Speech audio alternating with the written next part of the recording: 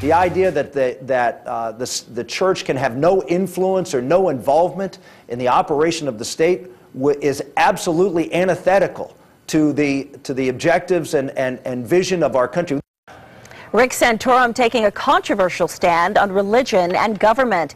On This Week with George Stephanopoulos, the GOP presidential hopeful says he, quote, doesn't believe in an America where the separation of church and state is absolute.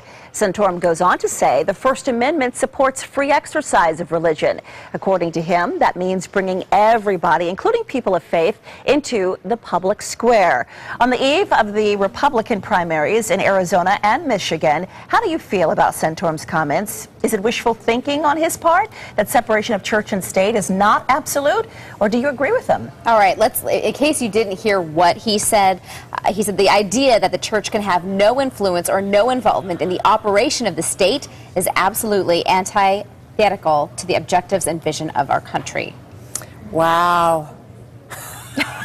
That's a lot to digest. No, it's frightening. He's talking about a theocracy instead of a democracy.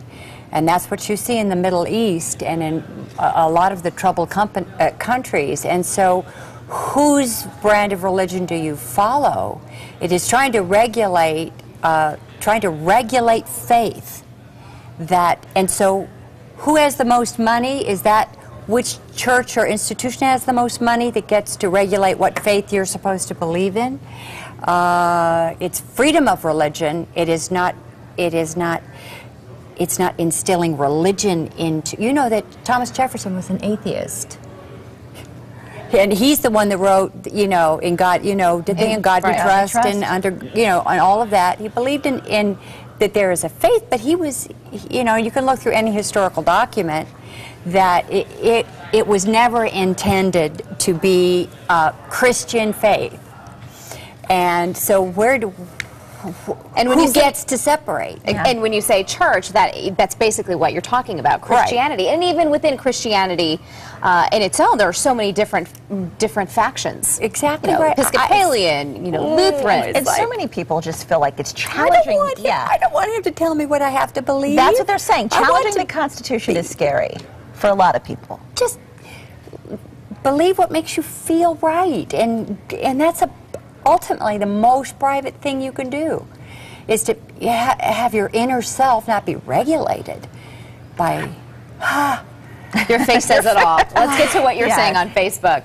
Sarah Hasselhahn says, this guy is scary. The government has no right to force religion on me. Falcon says the First Amendment simply means that Congress will not enact a law that specifies and requires adherence to, practice of, or participation in a specific religion, nor prohibit practice of adherence to or participation in a specific religion. So he is in somewhat of agreement with Santorum. Julian Rodriguez says, it's people like him who give Republicans a bad name. Cindy Crandall, my take is he has not read the Constitution. Ricky Rivera says, it is a basic principle of our nation and the Constitution. It provides protection from religious persecution and from having other people's beliefs thrust upon you. And Amy Seraphin agrees with you, Linda. She says government and religion have no business being together. If we put these things together, we will be no different than Saudi Arabia, Iran, or Pakistan.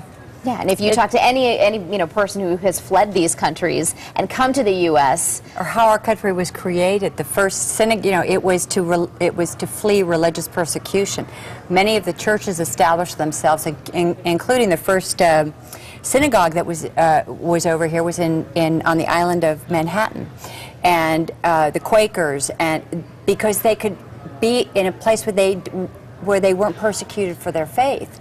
Boy, I don't want his or anybody else's brand of religion hoisted on me. I have my own. And it's going to be interesting to see how this plays out, how these comments he made going into tomorrow's primaries here in Arizona and Michigan. Isn't that great that we have the right to go to the polls? I misspoke. He was an agnostic, not an atheist. An agnostic is that there's no way to know.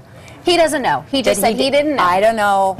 There's no way to know because you're not there yet. And this debate will go on. It will rage on our Facebook page and beyond.